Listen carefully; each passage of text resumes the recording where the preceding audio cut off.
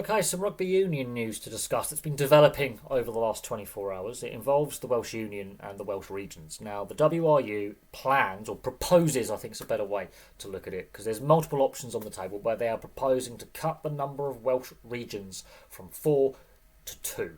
Now, this is not a new idea, but this is quite a drastic option that's been put on the table, because Welsh Rugby is a financial mess.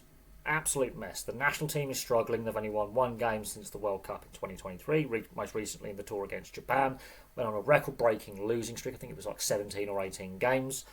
18 tests. I think it was 17. Was it 17 or 8? It went on.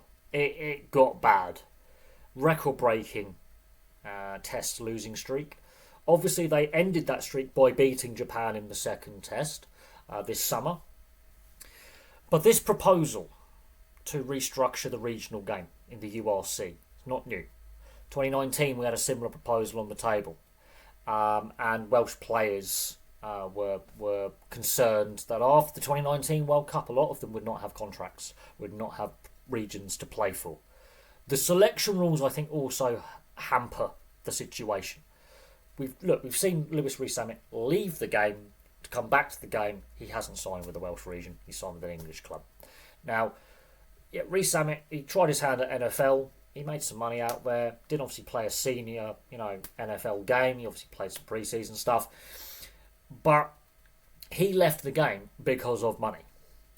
The selection, he would hit that point in his career where he would have to play in Wales to get selected for the test side. So he leaves the game. And that in itself, at that time, at that moment, was clearly a warning sign that things were getting more serious than what they were before the 2019 World Cup. Now, the pandemic obviously had a massive impact on rugby union financially. We've seen the struggles over here in England. We've seen the struggles down under in Australia. Even New Zealand is struggling financially. Scotland had to furlough staff. So a lot of Tier 1 nations were actually struggling in 2020 and 2021. Now,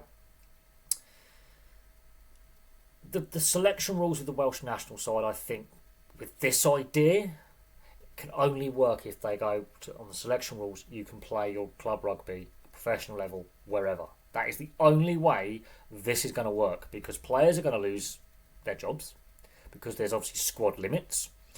Non-playing staff, if this idea is voted through and agreed upon, non-playing staff will lose their jobs at the 4 regions. Because we don't know which 2 regions the Welsh Union wish to get rid of or merge. Or they might scrap all 4 and start with 2 brand new ones. We just do not know what the Welsh regions are going to look like come next year under this proposal. That means players are going to be fighting for contracts because of squad limits, and people are going to lose their jobs. So this is going to be a very tough sell to a lot of people. Now, there are other ideas potentially to scrap all 4 regions, promote the domestic club game, the semi-professional game, and merge it into the English structure. That has been proposed by a lot of people, but that requires common sense, and the Welsh Union and the RFU don't have a lot of that when it comes to the boardroom, because the RFU themselves are under a lot of pressure over here in England at HQ at Twickenham. That rebranding, just Alliance. No, it's Twickenham. I refuse to call it Alliance. It's desperation by the RFU to make some money, because they're also got money issues in the club game and with them as an organisation as well. That is another proposal, is merging the Welsh club game with the English club game. But unfortunately, with ring fencing of the Premiership right now, that's not necessarily going to help the Welsh game. In bumping clubs up the ladder, up the pyramid, and how you would integrate the Welsh clubs into the English pyramid.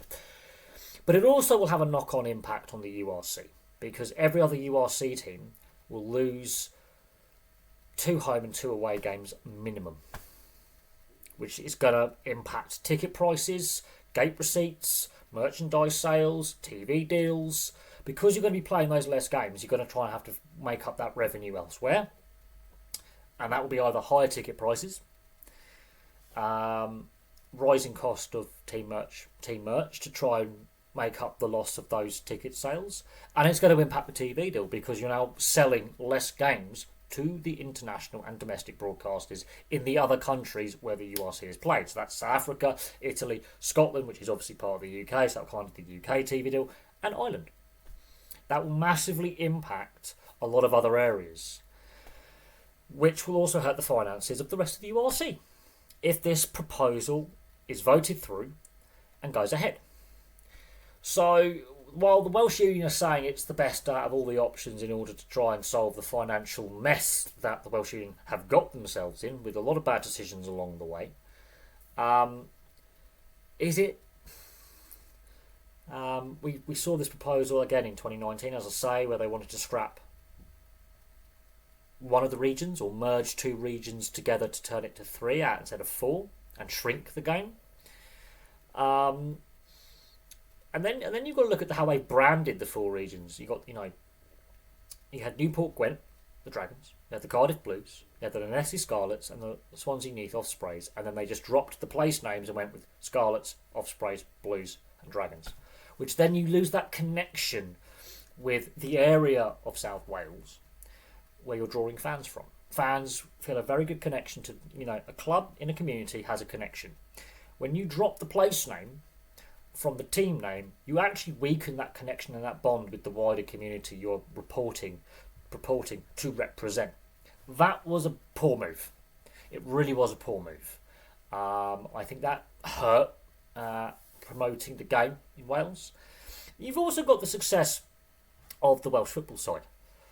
And also Glamorgan in county cricket. There's a lot more kids in Wales now wanting to play football and cricket than rugby union. And you can say it's the Gareth Bale and Aaron Ramsey effect with football. And great players they have been in their careers. You could also argue Glamorgan in the county cricket have done very well, been very consistent over many years. And yeah, okay, players who play for Glamorgan end up playing for England, but it's the England-Wales Cricket Board officially. And they go on to play Test cricket. And they've been some great players have come through the Glamorgan system when it comes to cricket.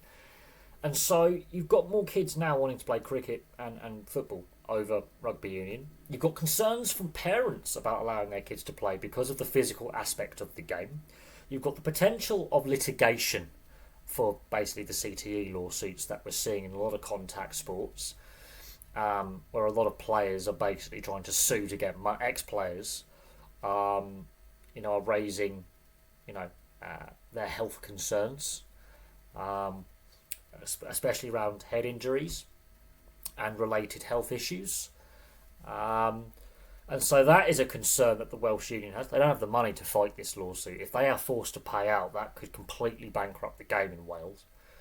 So we've seen some reactionary rule changes as well, which in my opinion I think have damaged the product a little bit.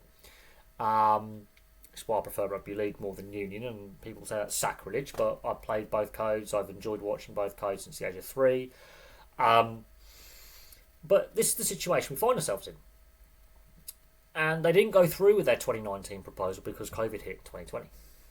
But back then, all those years ago, players were concerned they wouldn't have teams to play for after the World Cup. The timing of this announcement, though, just days before the Women's Rugby World Cup is due to kick off, and we're talking just days, of which Wales are participating, couldn't be worse. Because the Welsh ladies, and fair play to them, for having a decent team, but they're not on the same level as the rest of the Six Nations, in my opinion, on a year-to-year basis. They've shown some improvement recently, but there's concerns over how their centralised contracts going to continue to be funded. There's only a limited number of them, and a lot of the best Welsh players play the game in England. So, and that with the women's game. And so there's concerns about the long-term viability of the women's programme financially. And this has been raised before. And, you can see why nations like England, France, Italy, Ireland in the Northern Hemisphere, and Scotland as well, seem to be doing better over a longer period of time in the women's game. So there's a lot of faceted issues here. But if they do go ahead with this is going to impact the rest of the URC. It's going to hurt the rest of the URC because that is going to force the other URC teams to raise their ticket prices to mitigate the loss of that gate receipt revenue. And it's going to impact the TV deals that the URC has with broadcasters, because they've now got less games to show, and that's going to hurt if this goes ahead when it comes to renegotiating the media rights deal with their media rights partners. And so, while it's a proposal, and the Welsh Union are saying it's the best option we've got, it's got to be voted on. And I can see the potential for job losses, and players, have got to try and find teams to play for. And you may lose players from the game altogether, which will hurt Welsh Rugby more. You could potentially have players go, well, we have to give up the game. And that could be devastating. So there are those saying this is a good idea. There are those saying that you should, again, merge the Welsh game with the English game at club level, scrap the URC regions, and work with integrating the Welsh clubs into the English system, which would then potentially force the RFU and Premiership Rugby to get rid of that ring fencing, because there are some Welsh clubs that play in sizable stadiums that potentially could meet that, how should we put it, meet the criteria, should we say, to play in the Premiership.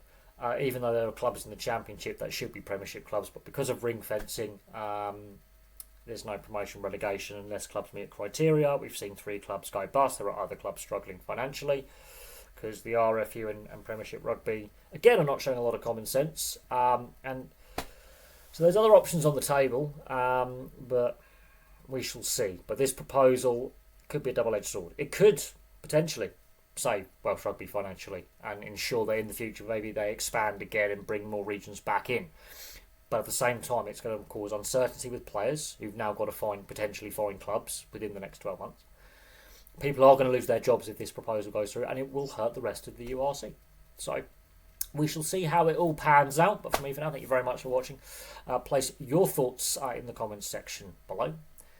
I'll have some more content for you all very, very soon.